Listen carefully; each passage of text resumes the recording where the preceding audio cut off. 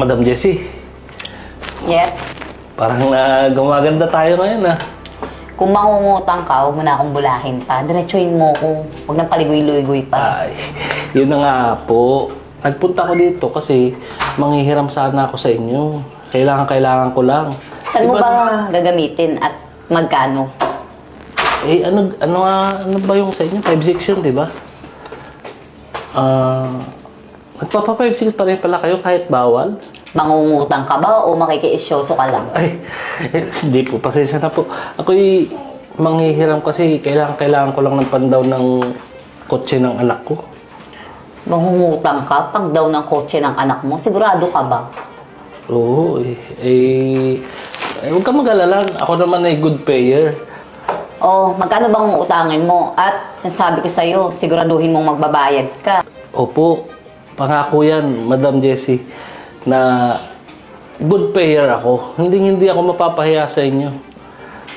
Kung pwede sana, 50,000 pang down lang sa kotse ng anak ko.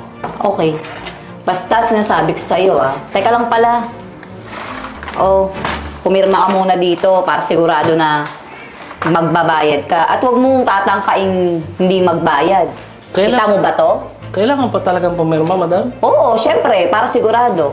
At saka huwag mong tatangkaing hindi magbayad Dahil sinasabi ko sa'yo, kita mo ba itong kasama ko? Asawa ko yan. Pulis yan.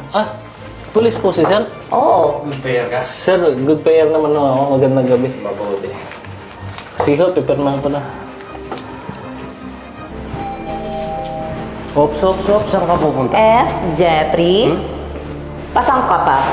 Magtatago ka pa, ha? Ano? Pagsisinungalingan mo pa yung mga anak mo, asawa mo, nag-ibang bansa, overtime, out of town. Ano, Jeffrey? Anong kala mo sa amin? Tanga? Paiikot-ikutin mo kami? Mangungutang ka para sa luho ng anak mo tapos tatakbuhan mo? Anong kala mo sa amin? Nagwawaldas lang ng pera para sa makagaya nyo? Lulusot ka pa, ha? Saan pupunta? Tataguan mo kami? Hindi naman.